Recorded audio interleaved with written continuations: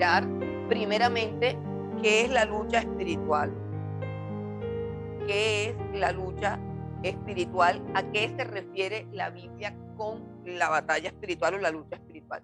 Nosotros conocemos casi que de memoria un texto en la carta a los Efesios que dice que no tenemos lucha contra carne y sangre, sino contra principados, contra huestes, y ese es el versículo lema de la batalla espiritual.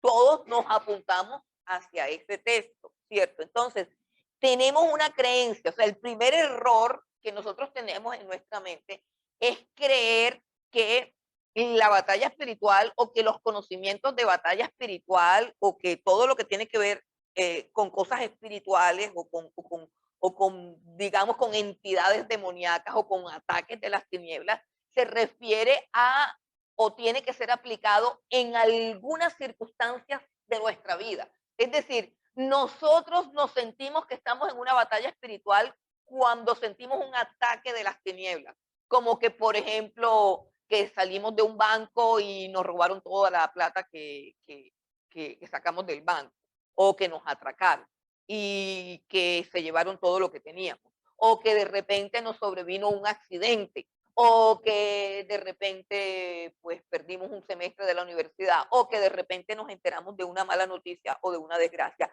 Para nosotros ahí es cuando comienza la batalla espiritual y ahí es cuando queremos saber si lo que está sucediendo es obra del diablo o es obra de otra cosa o qué. Y allí es donde queremos saber cuáles son las herramientas y cuáles son las armas para combatir esa circunstancia específica. Ese es el primer error que tenemos.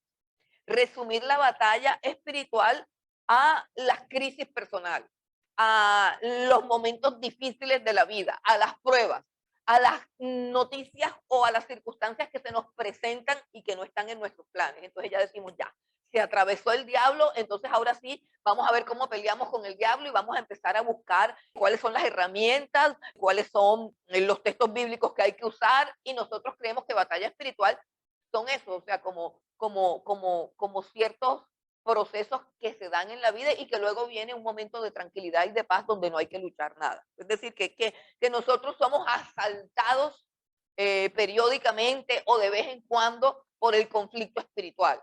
Y a eso no es lo que se refiere la Biblia, ni en ese texto, ni en ningún texto. El conflicto espiritual es un conflicto permanente del cristiano.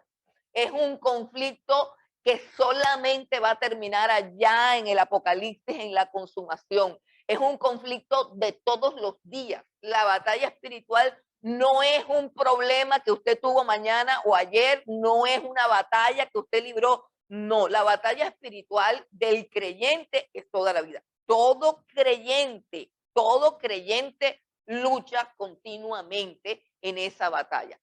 Si no lucha continuamente en esa batalla, pues no es un creyente, no es un verdadero creyente, o es un creyente que está desapercibido, o es un creyente que está engañado, o es un creyente que precisamente ha caído en medio de la batalla. ¿Cuándo comenzó la batalla espiritual? La batalla espiritual comenzó en el capítulo 3 de Génesis. La batalla espiritual comenzó en el capítulo 3 del libro de Génesis. Ahí es donde se origina el conflicto. Por eso coloqué aquí el conflicto. Vamos a mirar el origen del conflicto. Todo estaba bien, todo estaba correcto, todo funcionaba perfecto hasta que Satanás ingresó al mundo perfecto que Dios había creado, al mundo que se gobernaba por unos principios justos, perfectos, santos, puros.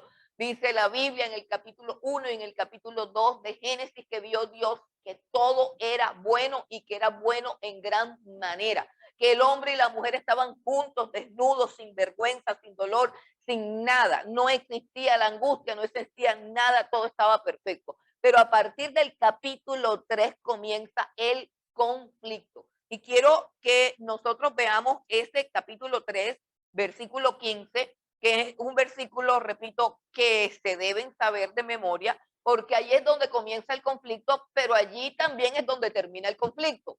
Ahí está un resumen del conflicto entre el bien y el mal, entre el reino de las tinieblas y el reino de la luz, entre Dios y Satanás. Ese conflicto está ahí resumido, está ahí claro. En un versículo Dios resumió todo. Pero hay algo supremamente interesante en ese versículo, yo quiero que lo leamos. Dice Génesis 3:15, donde Dios está dándole un juicio a Satanás que está, digamos que simbolizado o personificado en la serpiente. O sea, la serpiente está actuando como la persona de Satanás. ¿Eso cómo lo sabemos? Porque al final en el libro del Apocalipsis dice que Satanás es la serpiente antigua.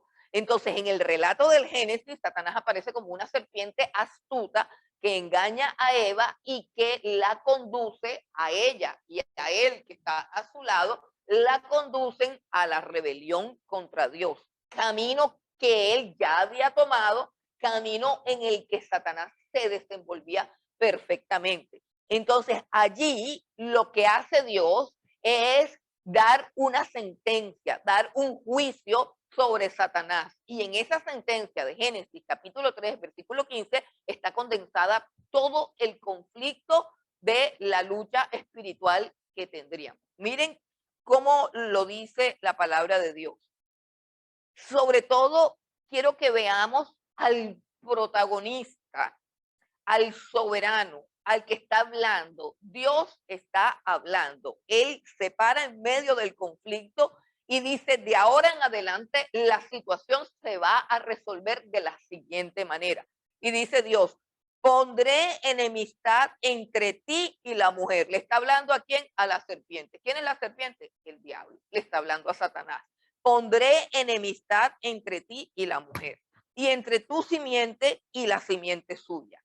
Esta te herirá en la cabeza y tú le herirás en el calcañar. Entonces ahí hay qué cosa puso Dios, porque yo quiero que aprendamos a leer la Biblia viendo a Dios, no buscando para ver dónde está el versículo que me sirve para librarme de este ataque, dónde está el salmo que sana, dónde está el salmo que impide que los ladrones entren a mi casa, dónde está el oráculo chino, dónde está, no. Leamos la Biblia como debe ser leída, como la revelación de la persona de Dios. Y Dios es el que está diciendo, bueno, de ahora en adelante ustedes que formaron todo este tierrero aquí, que formaron todo este desastre aquí, lo vamos a resolver de la siguiente manera. Yo, dice Dios, yo pondré enemistad entre los dos. Ahí comenzó el conflicto. Ahí comenzó el conflicto. Yo pondré enemistad entre los dos. Hermano, nos podemos pasar toda la noche ahora mismo hablando de eso. Si usted es de Dios, si usted es de Dios, usted no se entiende con los que no son de Dios. No se entiende. Y usted está en conflicto. Ellos están en conflicto con usted, usted está en conflicto con ellos. No importa si está sano, no importa si está enfermo, no importa si lo atracan o si no lo atracan, de todos modos usted tiene un adversario. Y ese adversario tiene una gente, y esa gente está en conflicto con usted. Habla de un conflicto entre dos simientes, pero el conflicto entre las dos simientes se va a resolver entre dos personas representativas del conflicto. Es decir, a la cabeza de los rebeldes está Satanás y a la cabeza del pueblo de Dios está Jesucristo. Aunque el conflicto nos afecta a todos, el conflicto se resolvió entre los dos. Dice, esta, o sea, la simiente de la mujer, que es Jesucristo, no hay tiempo para explicar todo eso, esto es toda una teología larguísima, pero la simiente de la mujer es la persona de Jesucristo. Allí la palabra simiente, al principio pondré enemistad entre tu simiente y la simiente suyo, está hablando primeramente de todo el pueblo de Dios.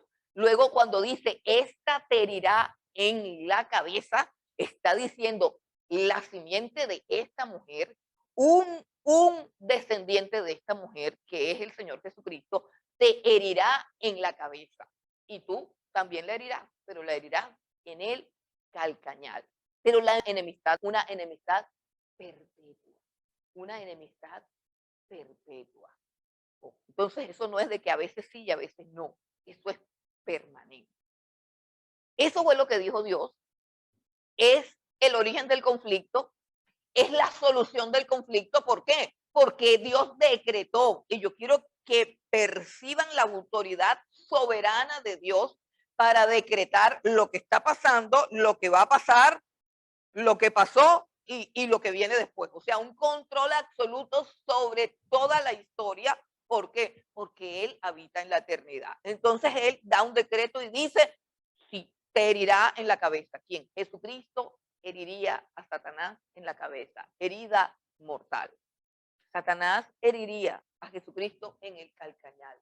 Jesús moriría en la cruz del Calvario, pero resucitaría. Su herida no sería una herida de muerte total. Y eso es algo que debemos, digamos, entender o debemos contextualizar, es decir, como algo que ya está hecho, como algo que ya está realizado, pero como algo que también vivimos. Es decir, vivimos como como en una película que se está desarrollando, pero que ya todos conocemos el final. ¿Y por qué conocemos el final? Pues ahí mismo Dios estaba revelándonos el final. Desde Génesis 3:15 comienza la enemistad. ¿Entre qué? Entre la simiente de la serpiente, o sea, entre la simiente, vamos a decirlo más claro, entre la simiente de los hijos de Dios y la simiente de Satanás.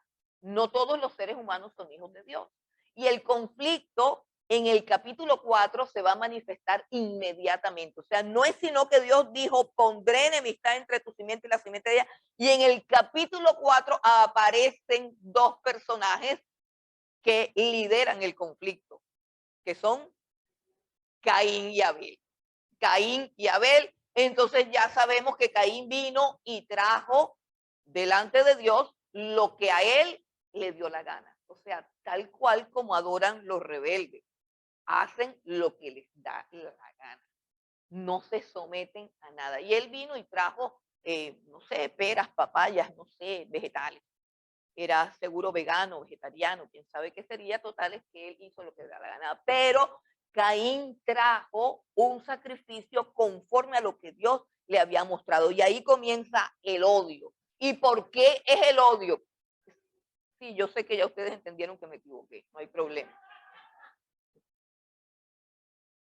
Bueno, entonces, hermanos, ahí comienza el odio. Un odio que no es algo así como que me caes mal. Un odio que no es así como que es que no me gusta. O sea, si tú llegas, yo me voy. No. Es un odio que va creciendo en el corazón de Caín hasta el punto de que lo mata. ¿Y por qué lo mata? Primero porque lo odia y segundo porque él es simiente de Satanás. ¿Quién controla ese odio por los verdaderos adoradores? ¿Quién controla ese odio por los que verdaderamente se someten a Dios? La mente de Satanás. Abel es un verdadero adorador sometido a Dios, que hace las cosas como Dios dice, pero Caín lo odia porque sabe que tiene el favor de Dios. Entonces, ese odio va a ir creciendo y va a ir creciendo y lo va a llevar a la muerte. Número uno, porque lo odia, y número dos, porque Abel es una ficha clave en el cumplimiento profético de que un hijo de la mujer sería el que salvaría a la humanidad, el que heriría a Satanás. Entonces siempre va a haber ese conflicto. Si usted sigue leyendo la Biblia en orden, que yo espero que algún día usted se decida y lo haga, si usted sigue leyendo la Biblia en orden, después aparece un conflicto entre Isaac e Ismael. Nace Isaac y Ismael enseguida comienza a burlarse del pelado, comienza a amargarle la vida, comienza a fastidiarlo, llega un momento en que ya no pueden vivir juntos y Dios dice que se vaya, porque solamente te será llamada descendencia y las promesas y todo son en Isaac. Él no va a heredar contigo. Pareciera que el conflicto se acaba. No, el conflicto no se acaba. Isaac se casa con Rebeca, Rebeca queda embarazada después de muchas oraciones porque es estéril y resulta que esa enemistad se le pasa para la barriga a Rebeca. Y hay una pelotera en la barriga de Rebeca porque los dos niños ahí adentro también se odian. Dos bebés, dos fetos peleando en una barriga.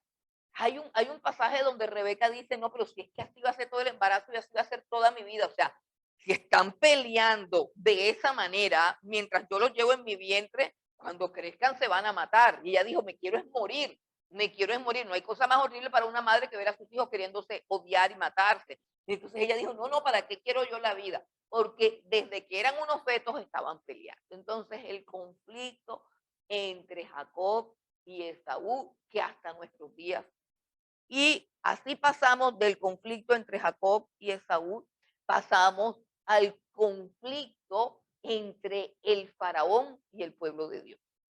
Todos los libros de la Biblia relatan un conflicto espiritual, solo que en el Antiguo Testamento el conflicto parece físico, parece material. ¿Por qué? Porque todas las historias del Antiguo Testamento son un ejemplo que nos ayudan a comprender las realidades espirituales de la lucha espiritual. Entonces, en el Éxodo está el faraón, que simboliza a quién, a la serpiente, simboliza a Satanás, y tiene al pueblo de Dios oprimido y tiene al pueblo de Dios esclavizado. Y Moisés representa a Dios, que hay un conflicto entre Moisés y Faraón, y así sigue. Y luego cuando logran por fin entrar en la tierra prometida, hay un conflicto entre el pueblo judío o entre los hebreos y los cananeos. Y allí se dan 50.000 batallas, 50.000 guerras, y ahí siguen entre luchas y luchas y luchas y luchas, hasta que nosotros llegamos, por ejemplo, si nosotros leemos los profetas, el profeta Daniel, por ejemplo, habla mucho de los conflictos a nivel espiritual. Y el profeta Daniel representa a los dos reinos, el reino de la luz y el reino de las tinieblas, lo representa como el cielo y el mar. Esa es la simbología que utiliza Daniel. No sé si pueda encontrar ese texto. Vamos un momentico al profeta Daniel.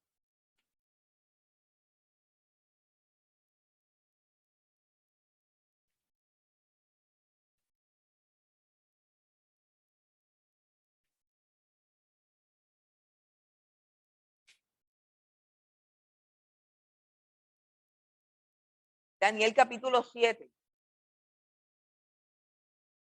Y dice el versículo 2, Daniel dijo, miraba yo en mi visión de noche, y he aquí que los cuatro vientos del cielo combatían en el gran mar. Esa es la simbología que utiliza Daniel. Esa es la simbología de los sueños de Daniel para hablar de qué, de las mismas batallas, de las mismas guerras espirituales que ha vivido y que vivirá siempre el pueblo de Dios hasta que el Señor Jesucristo venga. Dice, Daniel dijo, miraba yo en mi visión de noche y aquí que los cuatro vientos del cielo combatían en el gran mar y cuatro bestias grandes, diferentes la una de la otra, subían del mar. No voy a hacer un estudio de eso porque eso es otra materia, pero en todo caso ahí se muestra, los cuatro vientos del cielo simbolizan todas las fuerzas celestiales juntas, o sea, Dios, el Señor Jesucristo, su autoridad, sus ángeles, sus santos, su iglesia, todo lo que es el reino de los cielos. Por eso es que el evangelio es el evangelio verdadero, no el evangelio de la prosperidad ni el de la sanidad interior, sino el evangelio de la cruz. Es un llamado al arrepentimiento. Cuando Jesús vino acá a la tierra, cuando Juan el Bautista preparaba los corazones para que recibieran a Jesús, su mensaje es arrepiéntanse porque el reino de los cielos se ha acercado. ¿Qué es lo que significa eso? Que para entrar al reino de los cielos, estando yo en el reino de las tinieblas, tengo que arrepentirme de mis pecados. Ese es el mensaje y ese es el llamado del Señor Jesucristo. Entonces, este conflicto es un conflicto que comenzó desde la caída del hombre y terminará cuando Jesucristo venga. No es un momento, no es una circunstancia, es un conflicto permanente y eso es lo que debemos entender. Todo cristiano está involucrado en esta lucha.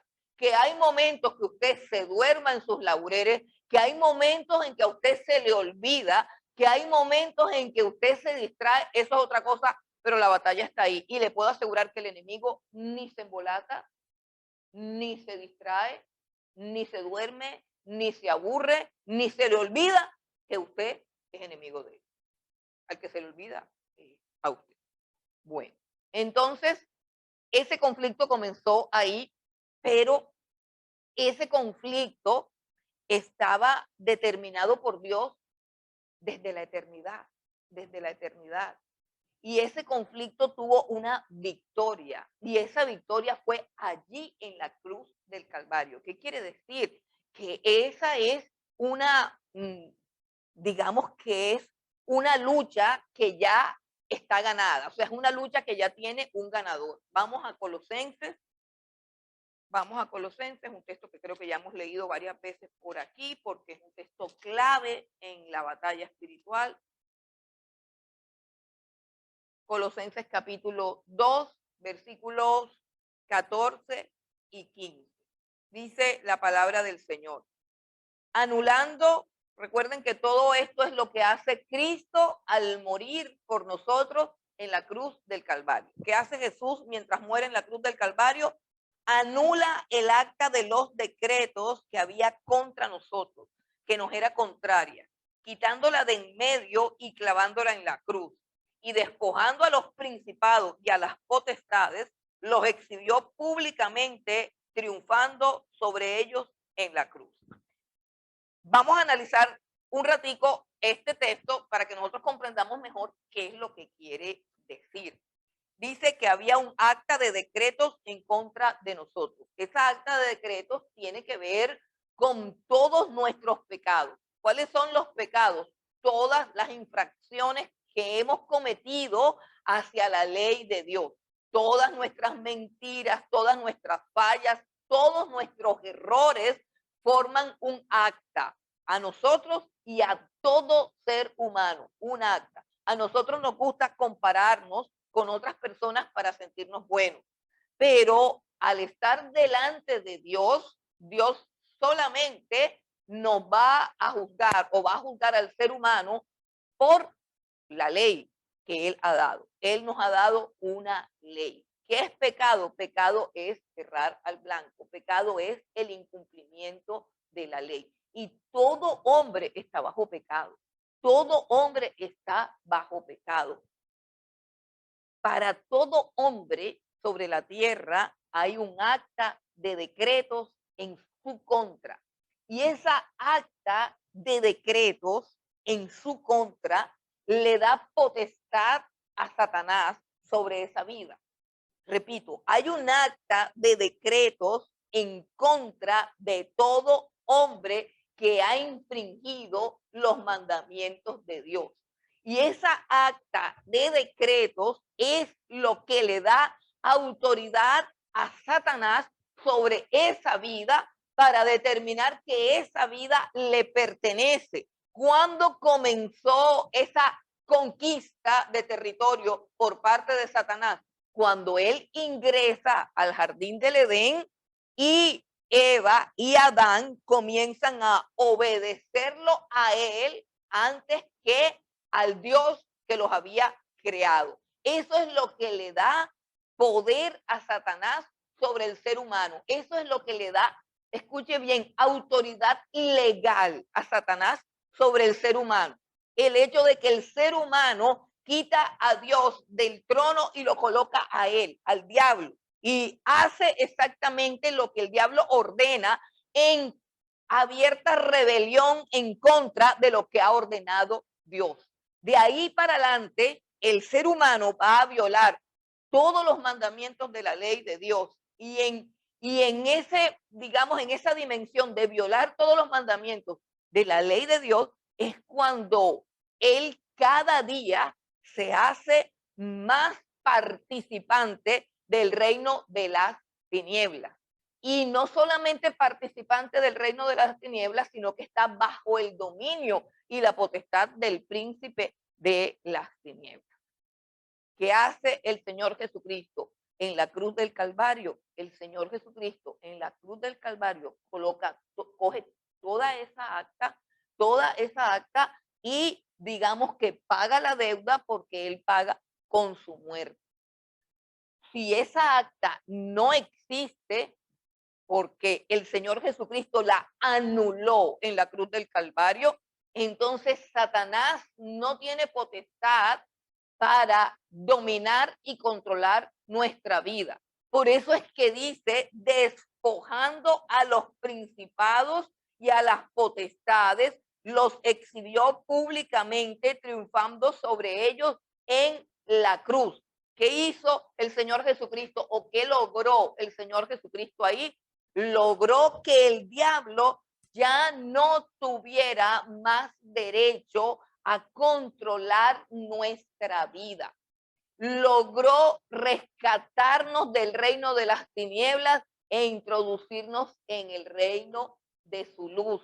Y ya el diablo no tiene potestad. No tiene potestad, ¿para qué?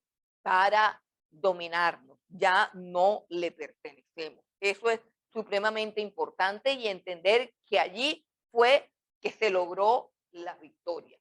Y de allí nosotros pasamos, entonces, si nosotros comprendemos la victoria de la cruz, si comprendemos la victoria de la cruz, entonces nosotros podemos decir, bueno, todo eso es cierto, pero ¿por qué todavía sufro? ¿Por qué todavía me enfermo? ¿Por qué todavía me pasan cosas malas? ¿Por qué todavía suceden cosas que obviamente tienen que ver con el reino de las tinieblas? Entonces, aquí es donde vamos a la carta a los Romanos, capítulo 8, otro texto supremamente importante. Todo creyente debe memorizar esos textos, porque si usted no los tiene a la mano en la Biblia, usted puede tener una crisis de fe, y estos textos son supremamente poderosos para evitar esas crisis de fe. Romanos 8:28 dice, sabemos que los que aman a Dios, todas las cosas les ayudan a bien. Esto es conforme a los que conforme a su propósito son llamados. Hay algo supremamente interesante aquí, y es que la vida cristiana es una batalla. Escuche, la vida cristiana es una batalla, ¿cierto? Pero es una batalla muy singular. ¿Cómo lucharías tú en una batalla donde te dicen que ya vieron el final y tú vas a ganar? Por difícil que sea la batalla, por dura que sea la batalla, por terriblemente fuerte y superior a ti que sea el enemigo, si a ti te dicen que fueron allá al otro lado del mundo o al otro lado del tiempo, como lo quieras llegar, y que regresaron del futuro y que te van a informar que la batalla la ganas tú, ¿cuál sería tu forma de luchar? ¿De qué manera pelearías tú una batalla que es espantosa y que es terrible y que es dura, pero que tú sabes perfectamente que la vas a ganar, que ya está escrito, que ya está determinado, que la vas a ganar? Entonces, de eso se trata la escritura. ¿Por qué? Porque toda esta batalla fue pensada por Dios desde antes de la fundación del mundo. Antes de la fundación del mundo, Dios conoció a todos los de la simiente de la mujer y a todos los de la simiente de Satanás. Los conoció a todos desde antes de la fundación del mundo. Eso es lo que dice aquí. Dice, versículo 29, porque a los que antes conoció, también los predestinó para que fuesen hechos conforme a la imagen de su Hijo, para que Él sea el primogénito entre muchos hermanos. Y a los que predestinó, a estos también llamó. Y a los que llamó, a estos también justificó. Y a los que justificó, a estos también glorificó. Por ahí anda un videíto, una cosa de estas, un meme, esas cosas que ponen en las redes sociales que dicen que qué era lo que pasaba con Jonás, que por qué Jonás falló, no sé si alguien me recuerda, pero es que es que Jonás no fue un llamado, sino un escogido, separando las dos cosas, escucha bien. separando las dos cosas. Es decir, como que tú puedes ser llamado, pero no escogido.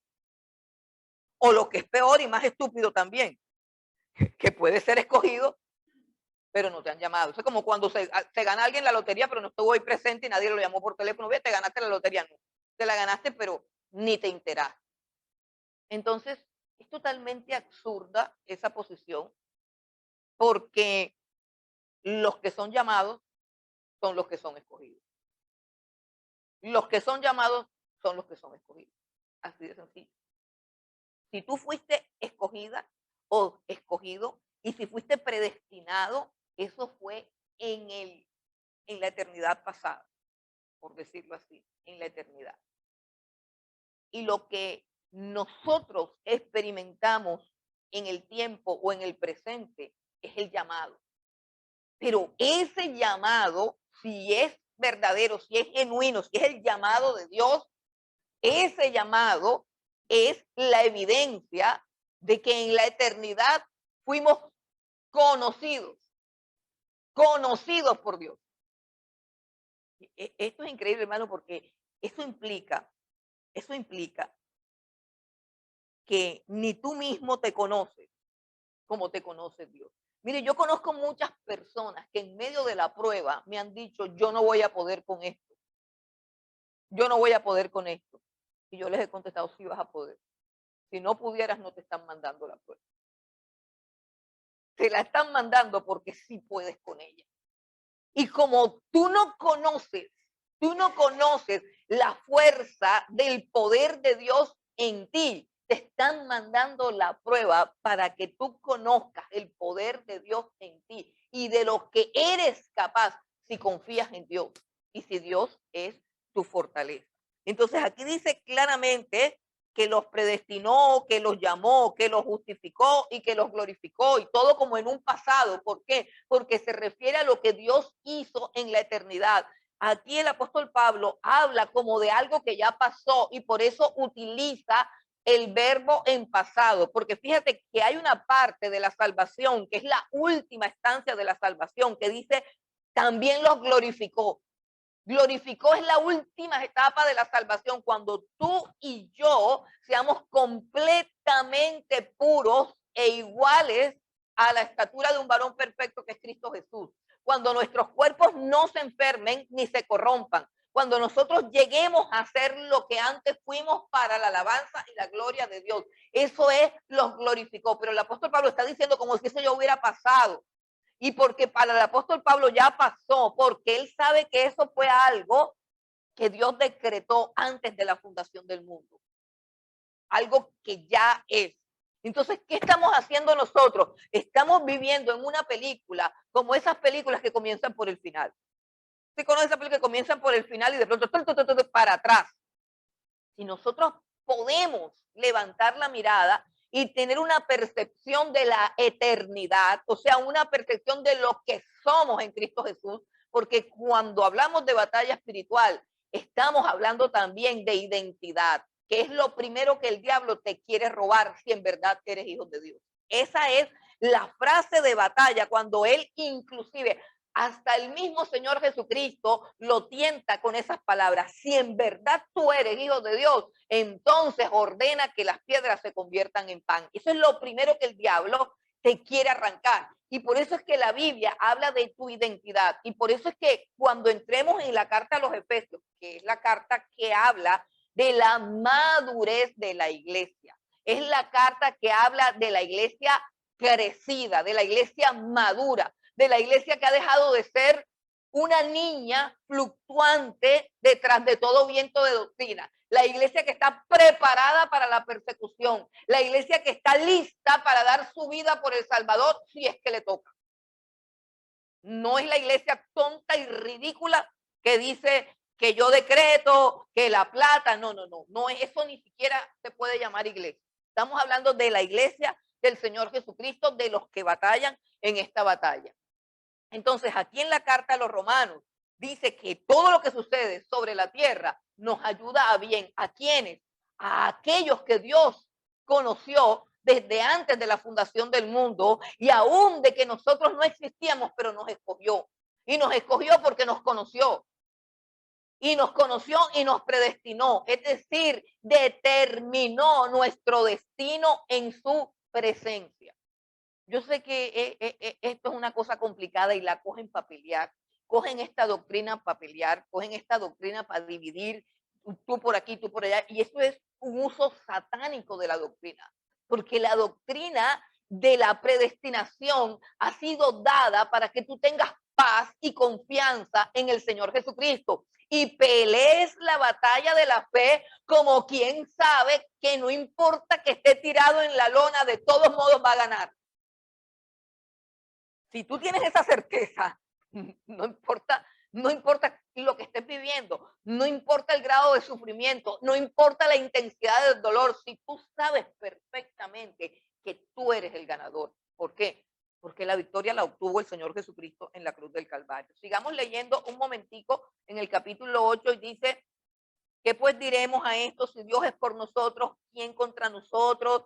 El que no escatimó a su propio hijo, al final dice, versículo 37, 8:37, dice, antes en todas estas cosas somos más que vencedores por medio de aquel que nos amó. En todas estas cosas. ¿Cuáles son esas cosas? Peligro, hambre, desnudez, angustia, tribulación, pruebas, escasez, el COVID, el que no es COVID, todo lo que usted se pueda imaginar, dice ángeles, principados, lo presente, lo porvenir, cualquier cosa que haya sido creada, dice, nada nos puede separar del amor de Dios, sino que ya está determinado por Dios que en todas esas cosas vamos a vencer. Ese es el fin de la película. Ese es el fin de la película. No hay otro final para los hijos de Dios. ¿Y por qué no puede hacer otro final? Pues sencillamente porque Dios es soberano sobre todo lo que existe y Él lo determinó así. Entonces, cuán importante es el conocimiento de la soberanía de Dios, de los decretos de Dios y del poder de Dios para hacer ¿qué cosa? La guerra espiritual. Pero a menudo nos encontramos con una guerra espiritual diablocéntrica, con una guerra espiritual que tiene al diablo entronizado por allá. A menudo nos encontramos con gente que pasa hablando de todas las hazañas que el diablo hace con ella. Y el diablo me metió un gol, y el diablo me embolató, y el diablo no sé qué, y el diablo no sé cuándo, y el diablo para arriba, y el diablo para abajo, y vamos a adorar a Dios y amarramos al diablo, o sea, el diablo para allá y el diablo para acá. Entonces, primera cosa de la batalla espiritual, conozca a Dios. Yo sé que hay un principio que dice conozca al adversario, pero ¿sabes cuándo tú debes ir a conocer el adversario? Después que hayas conocido a Dios. Después de que tú sepas quién eres tú. Después de que tú sepas quién eres tú y quién es Dios. Después de que tú entiendas lo que Dios ha hecho con tu vida, después de que tú conozcas la posición, es que si tú puedes ir a pelear allá con el diablo. Pero el problema es que se ponen a pelear con el diablo y no saben ni siquiera quién son ni para dónde van. Entonces, en Mateo, capítulo 28, versículo 18, no lo busquen, es la gran comisión, también se lo deben saber de memoria. Miren que estoy hablando de versículos que ustedes se deben saber de memoria. Si no se lo saben de memoria, están graves. Entonces, la guerra espiritual no es escuchar, sino también memorizar. En Mateo 28, 18, dice el Señor Jesucristo, toda potestad me ha sido dada en el cielo y en la tierra. ¿Qué significa eso?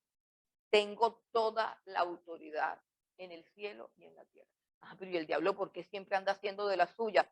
Porque Jesús se lo permite. Porque Jesús le da el permiso.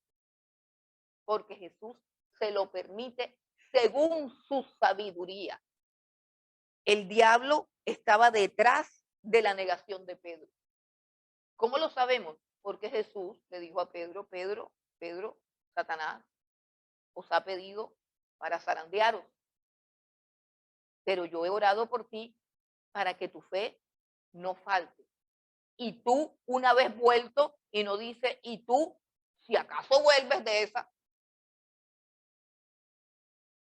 ¿Y acaso no? Él dice, una vez que tú vuelvas de esa batalla, confirmas a tus hermanos.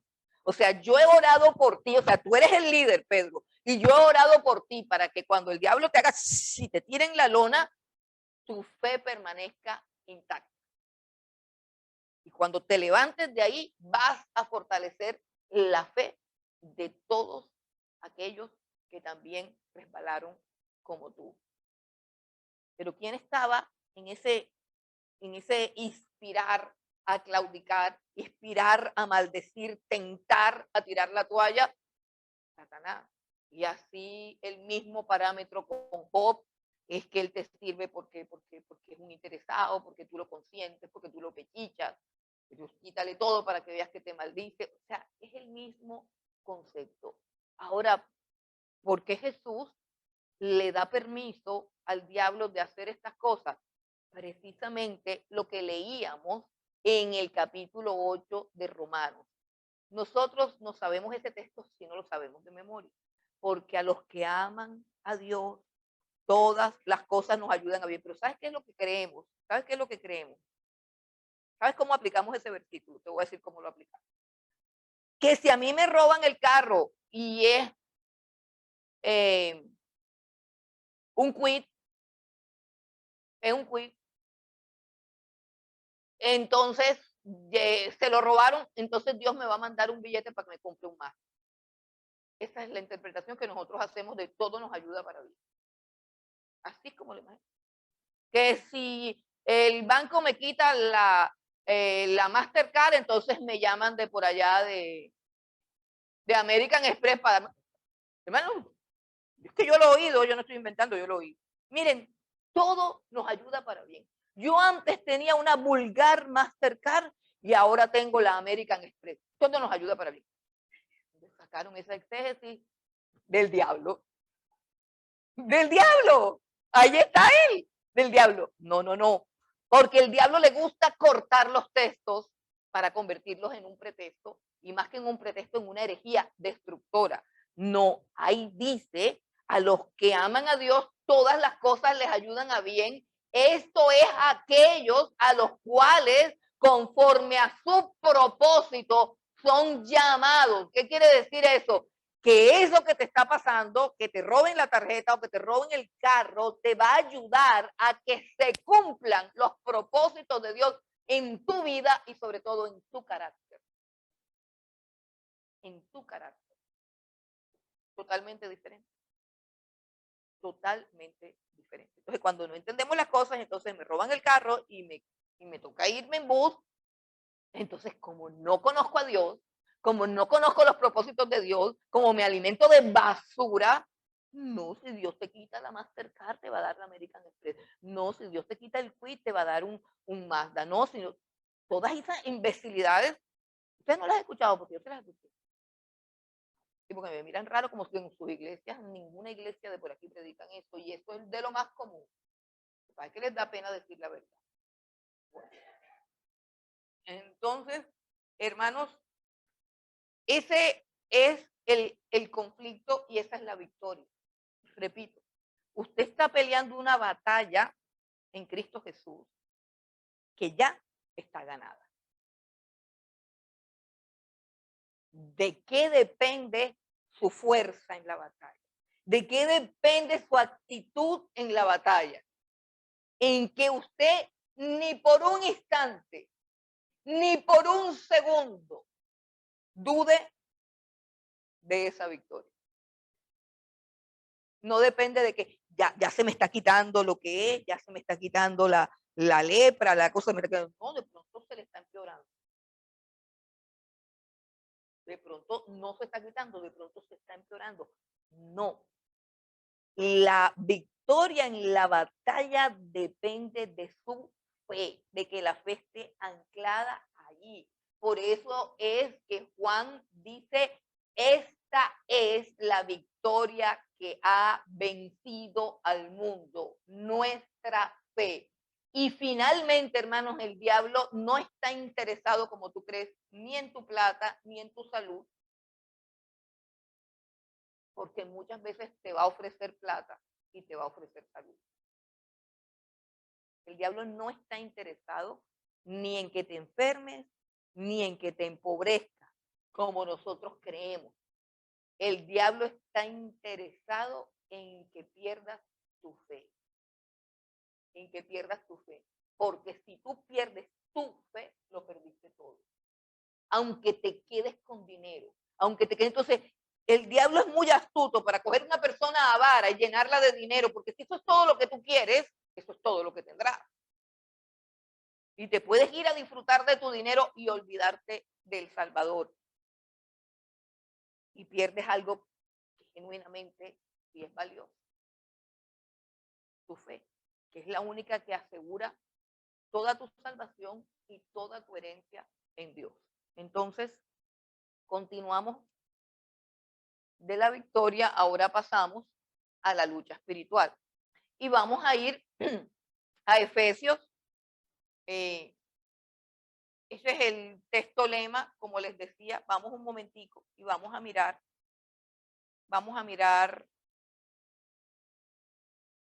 no ese texto, sino todo el contexto.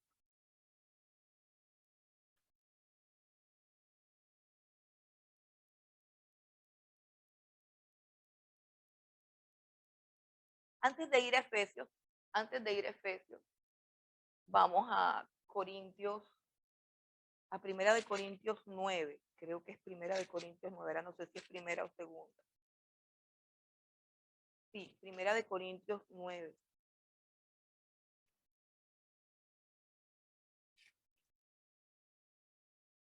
Versículo 24. Primera de Corintios 9, versículo 24. Antes de que vayamos a Efesios, vamos a una recomendación que hace el apóstol Pablo, que es otro texto que tiene que ver con la lucha espiritual. Dice Efesios 9, 24, del 24 al 27. ¿No sabéis que los que corren en el estadio, todos a la verdad corren, pero uno solo se lleva el premio? Corred de tal manera que lo obtengáis. Todo aquel que lucha, de todo se abstiene. Todo aquel que lucha. Todo aquel que lucha. Él se está refiriendo a todos los que luchan. Y todo cristiano lucha. Todo aquel que lucha, de todo se abstiene. Ellos a la verdad, o sea, los que luchan por algo, por una medalla olímpica, dice, todo aquel que lucha, de todo se abstiene. Ellos a la verdad para recibir una corona corruptible, pero nosotros una incorruptible. Así que yo de esta manera corro, no como a la aventura. De esta manera peleo, no como quien golpea el aire, sino que golpeo mi cuerpo y lo pongo en servidumbre, no sea que habiendo sido heraldo para otros, yo mismo venga a ser eliminado. El apóstol Pablo aquí no está hablando de que pone en tela de juicio la victoria del Señor Jesucristo. Lo que está en peligro de perderse es el galardón. Nosotros no luchamos en esta batalla para ganar. Nosotros no luchamos en esta batalla contra el diablo. Nosotros luchamos básicamente por una corona, por un premio personal, por un galardón personal, que eso es lo que está en tela de juicio, nuestro galardón, nuestra corona, el reconocimiento de Dios allá en el cielo. Y por eso la vida cristiana no puede ser vivida de cualquier manera. Tenemos que saber vivir como cristianos. Hace poquito estudiábamos la carta a los Colosenses y el apóstol Pablo nos enseñaba a orar pidiendo que seamos llenos de el conocimiento de su voluntad en toda sabiduría e inteligencia espiritual, a fin de que andemos como a él le agrada, al fin de que nuestra vida y nuestro caminar sean gratos delante de él y que no seamos objeto de ninguna acusación por parte del reino de las tinieblas. Ahora sí vamos a Efesios, vamos a la carta a los Efesios, en el capítulo 6, donde está el texto que nos compete de la lucha espiritual.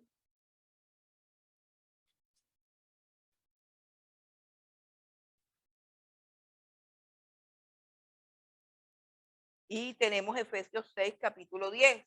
Ahí está la armadura de Dios, el texto que todo el mundo ama, que a todo el mundo le gusta, que todo el mundo, todos hemos predicado de ese texto, todos hemos escuchado enseñanzas de este texto, pero hay un problema con este texto y es un problema delicado. ¿Cuál es el problema? Pues que antes de hablar de la armadura de Dios en el versículo 10, ponga sus ojos ahí, y resulta que eso comienza diciendo por lo demás. Por lo demás. Ahí es donde está el problema. Por lo demás. ¿Qué significa por lo demás? Que toda la carta está antes. Bueno, esa es la conclusión de la carta. Esa es la conclusión de la carta. Es decir, que el apóstol Pablo solamente te está hablando ahí del uniforme del soldado. Eso es como que tú seas parte de un ejército y el único entrenamiento que te den es que te entreguen el uniforme y te lo ponen ahí y dice, ahí está el uniforme. Y a ti nunca te han entrenado. ¿Cuándo le dan al soldado el uniforme para que vaya a pelear a la guerra? Al final, cuando ya lo van a echar al agua. ¿Será que un soldado puede presentarse, o cualquier hombre puede presentarse, ve, cuándo comienza la batalla? Ya esta noche. ¿Dónde está el uniforme? Aquí está, póntelo y arranca. No gana ni una. Porque lo único que tiene es que el uniforme. Y eso es lo que pasa con los creyentes. Que de la batalla espiritual, lo único que se saben es de qué color es el uniforme. De qué color es el uniforme. Ni siquiera saben ni cómo se pone, pero lo que es peor, de pronto ni lo tienen puesto. Es lo peor. Eso que está ahí, hermano, es el uniforme del soldado. Pero ¿cómo pelea el soldado? La milicia en sí, los fundamentos, los principios de esa batalla son los que están acá atrás. Son los que están acá atrás. Y aunque esto no es un estudio de la carta a los Efesios, sino un estudio de la guerra espiritual, todos los principios de la guerra espiritual están contenidos en la carta a los Efesios. Todos los principios de la guerra espiritual. Lo primero que usted tiene que conocer está en el capítulo 1. Ya lo dije. ¿Quién es usted? ¿Quién es usted? ¿Quién eres tú? Sobre todo en esta crisis tan espantosa de identidad, donde ya hay gente que se cree perro, otros se creen delfín, hombres que se creen mujeres, mujeres que se creen hombres, viejos que se creen bebés. Vi hace poquito una entrevista de una niña que quiere ser Barbie y entonces ella quiere operarse las piernas porque la Barbie tiene las piernas largas y ella las tiene cortas. Y no es un chiste, no es risa, es de verdad. Tienen un conflicto entre la madre y el padre está de acuerdo con que se alarguen las piernas, la madre por supuesto no está de acuerdo, es una locura total, es el colmo de la idiotez, es el colmo de la irracionalidad, es el colmo de lo absurdo, pero a eso hemos llegado. Esta es la sociedad en la que vivimos y todo eso son ideologías satánicas. Mientras los cristianos legalistas pasan viendo el diablo en donde no está, el diablo está por todas partes, con sus ideologías y su mensaje. No que me jalaron el pie, no que me rodaron la botella, no que... ¿Qué gana el diablo rodándote la botella? ¿Qué puede pasar si te roban la botella? Te asusta y ya. Pero si él te hace creer que no eres hombre sino mujer, revienta todo. Revienta el hogar, revienta la familia, revienta la sociedad. Si él coge a un hijo tuyo y lo convierte en gay, lo convierte en homosexual o a una hija tuya y le hace creer que la plenitud está en estirarse las piernas para que se parezca a la Barbie, ahí sí te hace un daño. Pero que te visite una noche y te espante, hermano, pues no debe ser, ¿no? A mí no me gusta tampoco eso. Pero eso no es tan grave. eso no es tan grave como los programas de televisión. Eso no es tan grave, hermano, como ver a una señora de 50 años, vestida de rosado, con sus dos niñitas, yendo a ver la película de la Barbie. No es tan grave como saber que en la película de la Barbie están enseñando que el hombre no sirve para nada, que está preso de su masculinidad, que debe ser más delicado, que debe ser más femenino. Eso es una bomba atómica lo que le están metiendo a los niños. Que la mujer debe estar empoderada. Ay, ¿cuántos ministerios no conozco yo de la Barbie? Conozco ministerios cristianos con la misma ideología de la Barbie. Mujeres empoderadas. Empoderada significa no atender los hijos, no atender el hogar, no atender nada, no atender el marido, buscar su realización personal en lo mismo que los hombres buscan su realización personal, en salir, en graduarse, en los logros. Pues, ¿qué pasa? La mujer tiene derechos, sí tiene, pero ¿qué pasa si una mujer hace eso? ¿Qué pasa si una mujer se dedica solamente a su carrera y olvida? Se acaba el hogar. Se acaba el hogar. ¿Y punto? Entonces, por eso que el aborto, que pues, en fin, todas esas cosas, eso sí es grave. Entonces, la carta a los Efesios, que es la que expone como conclusión, la conclusión de la carta a los Efesios, es que tenemos lucha no contra carne y sangre, sino contra principados. Es la conclusión. Comienza diciéndonos a nosotros quiénes somos. Quiénes somos. Y dice, bendito sea Dios y Padre de nuestro Señor Jesucristo, que nos bendijo con toda bendición espiritual según nos escogió en él. Entonces está la lista y no voy a hablar de eso porque usted como creyente debe saber quién es. Si usted no sabe quién es en Cristo Jesús, apréndase de memoria el capítulo 1 de Efesios, léalo, estúdielo, analícelo, pero si usted no sabe quién es usted y si usted no conoce el capítulo 1 de Efesios, por favor, no se meta con el diablo. No se meta con el diablo. Porque no le ha amanecido, no le ha amanecido. Recuerden a Jesús, repito, Jesús recibe una voz del cielo, una voz audible que dice, este es mi Hijo amado. ¿Qué recibió Jesús en el Jordán? Recibió el Espíritu Santo, vino en forma de paloma, se derramó sobre él y una voz audible dijo, este es mi Hijo amado en el cual tengo complacencia. Acto seguido dice, y el Espíritu de Dios, luego de que fue bautizado, llevó al Señor Jesucristo al desierto para ser tentado por Satanás. Llega Satanás y lo primero que dice es con que tú eres hijo de Dios. ¿Qué es lo que quiere quitarle Satanás? El hambre, las ganas de comer, no. Lo que le quiere quitar es la palabra que le ha dado identidad. La palabra que será la fortaleza del Señor Jesucristo para poder sobrevivir o para poder sobrellevar toda la carga hasta la cruz del Calvario, lo que lo va a sostener a él cuando lo traicionen, cuando le den el beso hipócrita, cuando lo nieguen, cuando le den la espalda, cuando lo difamen, cuando lo torturen, lo que lo va a sostener es esa palabra. Tú eres mi hijo amado, no tengo nada contra ti, en ti yo me deleito. Eso era suficiente para Jesús y eso es lo que el diablo quiere quitar de su corazón. Por eso es que ha quitado la Biblia de los cultos. Por eso es que ha quitado la palabra de Dios de las iglesias y ha puesto un poco de babosada. Aún ha quitado la palabra de Dios de las canciones y los ha puesto a danzar en cada temporada. Por eso son tantas bobadas que cantamos, tantas bobadas que escuchamos, necedad tras necedad. Porque entre más hueca tengamos la cabeza, más fácil actúa Satanás en ella. Si en verdad eres hijo de Dios, haz que las piedras se conviertan en ti. No solo de pan vivirán. Vuelve y juega la segunda, otra vez comienza. Si en verdad eres hijo de Dios, tírate de acá. Si en verdad eres hijo de Dios.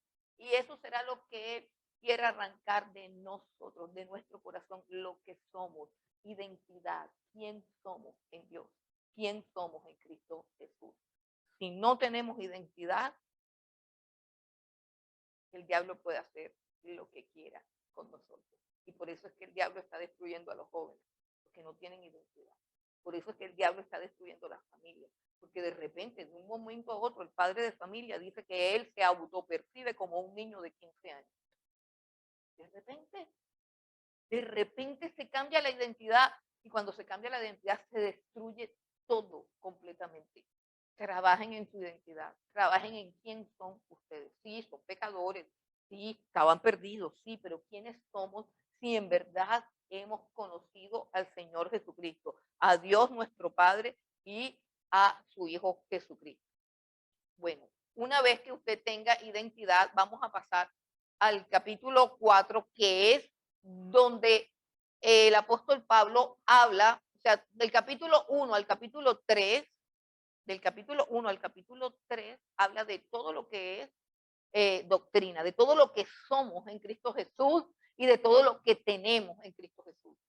Pero si vamos a hablar de la batalla espiritual, o sea, de cómo podemos tener el uniforme bien puesto, entonces tenemos que hablar de los principios de la guerra, de los principios de la batalla. Yo no entiendo de esas cosas, pero sí sé que la guerra tiene unos principios, que en la guerra hay unas estrategias, que se estudia para la guerra, que se hacen unos entrenamientos para la guerra y que, como todo, el primer principio de un ejército que pretende vencer al enemigo es un principio elemental que se llama unidad. Primer principio de la batalla espiritual, unidad. Capítulo 4 del libro de Efesios. Yo pues, preso en el Señor, os ruego que andéis como es digno de la vocación con que fuiste llamado, con toda humildad y mansedumbre, soportándonos con paciencia los unos a los otros en amor, solícitos en guardar la unidad del espíritu en el vínculo de la paz, un cuerpo, un espíritu, como fuiste también llamado en una misma esperanza de vuestra vocación, un Señor, una fe, un bautismo, un Dios y Padre de todos, y en eso se resume los fundamentos de la unidad. Escucha esa palabra, unidad. Como iglesia y como ejército de Dios, tenemos que tener unidad. La estrategia de Satanás es dividir, dividir. Divide y vencerás. Una iglesia dividida, una familia dividida. Así trabaja Satanás, con la división. ¿Y la división viene a través de qué? Ahí dice, hermano, ahí dice. La división viene a través de personas que se creen más grandes que los demás. Dice, con toda humildad, con toda humildad. Significa que para que haya unidad, tú no puedes tener ni una gota de orgullo, que es la esencia del carácter de Satanás. ¿Qué es orgullo? Orgullo es creer que eres más grande que los demás, porque eres más inteligente, porque eres más blanco, porque tienes el pelo más liso, porque tienes un carro más caro, porque fuiste a una universidad más costosa. O sea, ¿por qué más? Por las bobadas con que la gente cree que es más grande que los demás. Piensa en lo que estoy diciendo, porque estamos hablando de la batalla espiritual. Recuerda que estamos hablando de la batalla espiritual. De nada sirve que tú te pongas la armadura del creyente y todo eso si tú crees que eres superior al hermanito que barre en la iglesia. Ya por ahí ya tienes la batalla perdida. Ya por ahí estás debilitando el ejército de Dios. Unidad, unidad. Para que haya unidad, tú tienes que entender que aquí nadie es más grande que todo el mundo, que Dios reparte como quiere, que lo que tú tienes te lo dio Dios y te lo puede quitar cuando quiera. Y que a uno le da 5 talentos y a otro le da 1. Soberanía de él. Pero eso no te hace más grande ni te hace más pequeño. Unidad. Y que debemos estar solícitos en guardar la unidad. ¿Qué significa solicitud por guardar la unidad? ¿Cómo puedes estar solícito a la hora de guardar la unidad? Es sencillo, cuando viene el hermanito con el chisme, lo paras, porque él va a hablarte de alguien que no está para dividirte, para hacer un bando en contra de él. Esos son los divisionistas. Esos son los divisionistas. Ok. Entonces, no voy a meterme mucho en el tema, pero esa unidad está determinada también por una estructura. Todo el capítulo 4 está hablando de la unidad de la iglesia. Y dice el versículo 11, y él mismo constituyó a unos apóstoles, a otros profetas, a otros evangelistas, a otros pastores y maestros, a fin de perfeccionar a los santos para la obra del ministerio, para la edificación del cuerpo de Cristo. O sea que la unidad tiene que ver con la capacidad que tengas tú de identificar a los líderes que Dios pone para dirigirte, para enseñarte. Y cuando esa capacidad mengua, entonces tú, por lo que acabo de decir, escucha, por lo que acabo de decir que somos todos iguales, tú comienzas a faltarle el respeto a los líderes que Dios ha puesto. Ya también el diablo está ahí. ¿Por qué? Porque estás socavando la unidad de la iglesia. La unidad de la iglesia tiene que ver con un vínculo que es superior a tu talento, un vínculo que es superior a tus antipatías o simpatías. O sea, si a ti no te gusta la gente morena porque tú eres muy blanco y provienes por allá de Inglaterra, eso no importa, eso no importa, eso no importa, pero tú tienes que mantener la unidad del cuerpo de Cristo. Y tienes que mostrarte solícito. Es decir, no es que yo no me meto con nadie. Yo no me meto con nadie. Yo simplemente llego allí, me siento en la punta y no hablo con nadie para evitar problemas. Eso es división. Te sientas en la punta para que no haya problemas. ¿Qué quiere decir eso? Que tú eres diferente a los demás. Lo otro es identifica. Identifica lo que nos hace uno. No hay dos Biblias, una sola Biblia. No hay dos padres, un solo padre. No hay dos Jesucristos, un solo Jesucristo. No hay dos fe, hay solamente una fe. No hay dos espíritus, es solamente un espíritu. Y ahora en cada iglesia, pues hay un pastor, pues hay un líder, pues hay un coordinador, pues hay un ministro de esto, hay un cuerpo de ujieres. Y los ujieres. Ese es un termómetro, porque la gente nunca tiene problema con el pastor, pero con el ujier sí. Al ujier sí no lo reconoce, pues el ujier es una autoridad. El que no respeta al ujier es un rebelde. Yo me decepciono cuando viene un ujier y me dice, no, es que el hermanito no hace caso. Y ahí está, un pequeño diablito. Señor, por favor, cámbialo o llévatelo. Cámbialo, Señor, o llévatelo. Tú eres el único que sabe si es trigo, si es cizaña. Señor tiene un claro comportamiento de cizaña, no obedece a los ujieres. Por favor, si es trigo, que aprenda a obedecer. Y si es cizaña, llévate. Porque es que yo nada más obedezco a los pastores.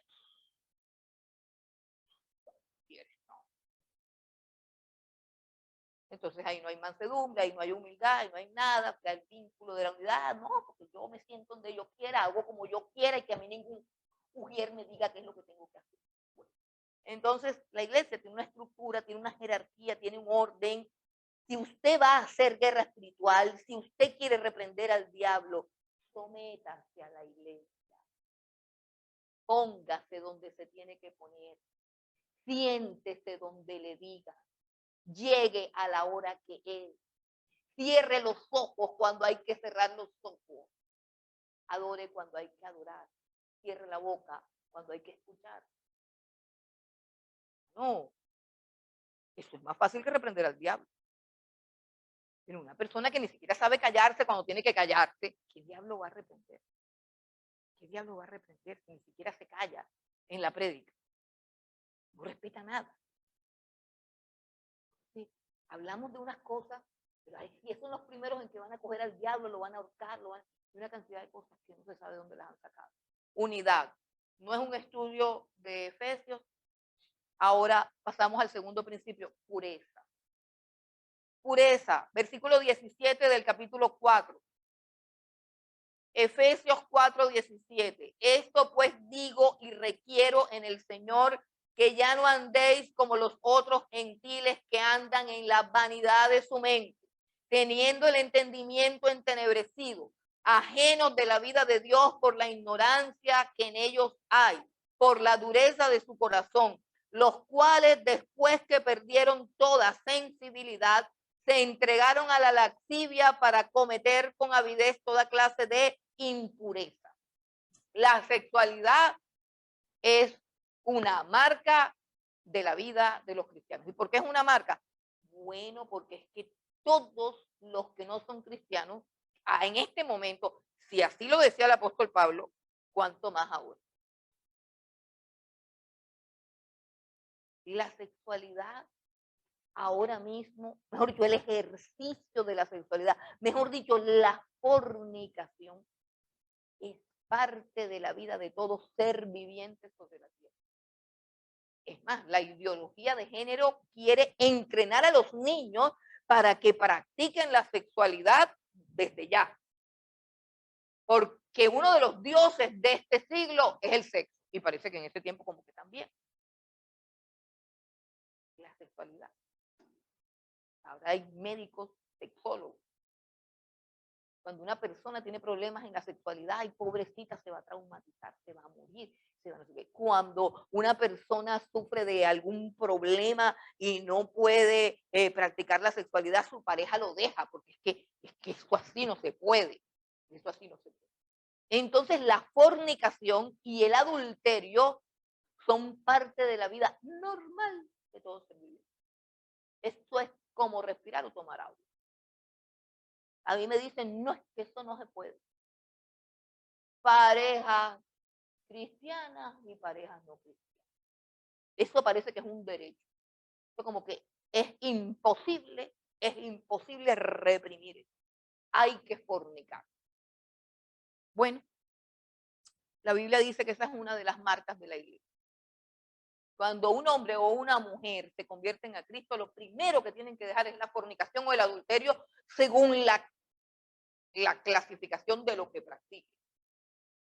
Algunos practican solamente la fornicación, otros va con el adulterio incluido. Otros solamente practican la pornografía o cualquier actividad de sus derivados, o el homosexualismo o lo que sea. La marca del cristiano que se arrepiente, que recibe el Espíritu Santo, es que se aleja de la inmundicia. Lo primero que hay que dejar es eso.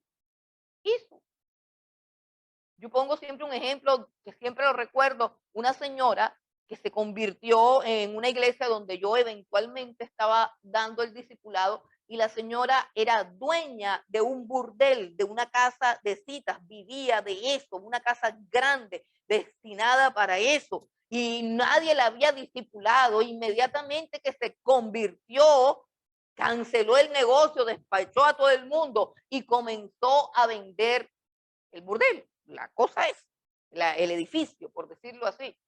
Y resulta que todas las personas que se lo iban a comprar lo querían, pero para poner lo mismo. Pero ella tenía en el asunto del contrato de la venta, tenía una cláusula que no podía ser usada para eso, pero resulta que por años había sido usada para eso. O sea, que ese era el sector de la cosa. O sea, mire, esa señora, después de vivir cómodamente, aguantó hambre. Yo la discipulaba. Yo tuve el honor y el privilegio de discipular. La aguantó hambre. Yo decía, qué mujer tan berraca. Y le ofrecían toda la plata del mundo. La mujer no tenía ni siquiera de dónde comer. Llegaban personas anónimas y le llevaban bolsas con mercado. Y así vivió por mucho tiempo, hasta que se presentó una persona y dijo, quiero poner un colegio ahí. Pero duró años pasando una terrible necesidad. Porque entendió así. Y en un momento entendió que no podía ser cristiana y continuar con su negocio. Ahora hay gente que dice que no, que hay que tener, dame tiempo, espérate un momentito. Yo estoy en un proceso. ¿Cuál proceso? proceso, no te has arrepentido ni te has convertido. Así de sencillo. Entonces, el segundo principio de la guerra espiritual es la pureza. La pureza. La pureza es la pureza. Oiga, la pureza es la pureza en todo.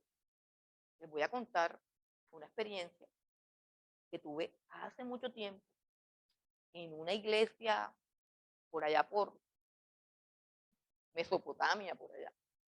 En mucho tiempo tuve una experiencia en una iglesia que estaba pasando algo que tenía que ver con un problemita así. ¿Sí? Unas niñas muy alegres o cosas así que pasan.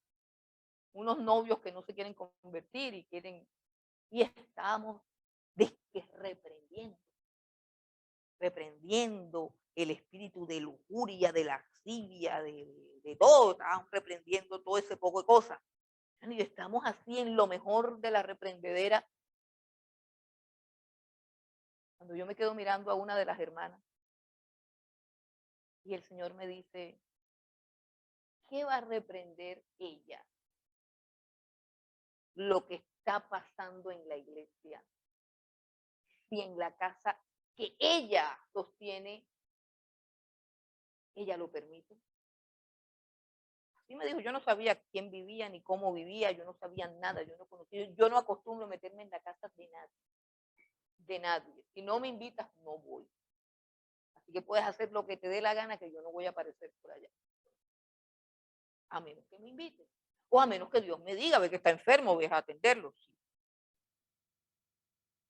Pero así me dijo Dios. Lo que tú permites en tu casa, no lo puedes reprender en la iglesia.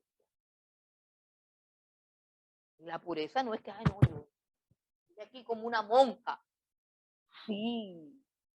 ¿Y tus hijos qué están haciendo?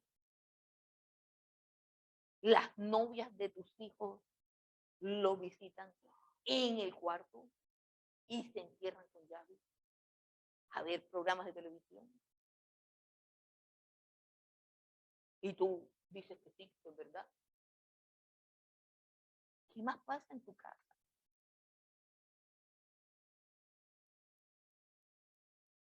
¿El reino de las tinieblas o el reino de la luz gobierna tu casa? Esto es lo primero que hay que definir.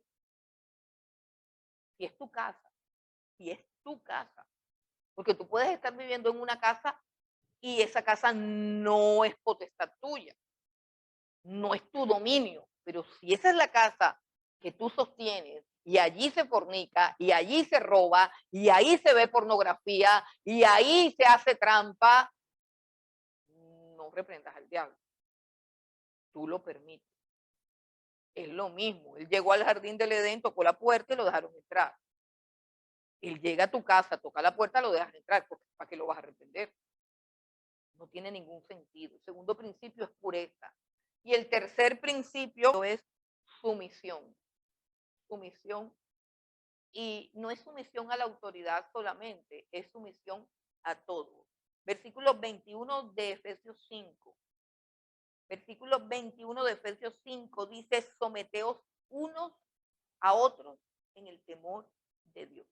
Ese texto no habla del sometimiento de la mujer como algunos creen. Ese texto habla del sometimiento de cada miembro de la iglesia entre sí, de estar sometidos los unos a los otros. Y luego desglosa todas las áreas en que te tienes que someter, todas las áreas, y aquí está todo el mundo sometido. Escuche, todo el mundo sometido. La mujer está sometida al varón, sí. Y el varón está sometido a la mujer, sí, y peor.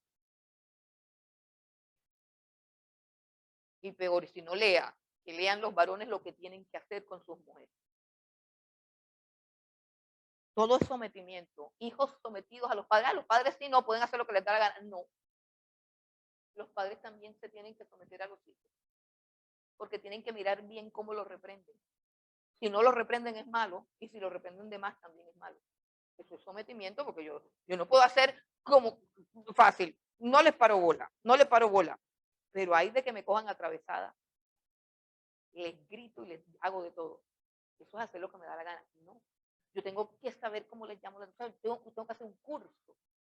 Esto es sometimiento, estoy sometida a mis hijos, los tengo que mantener, los tengo que criar, los tengo que educar, los tengo que corregir, pero no los puedo traumatizar.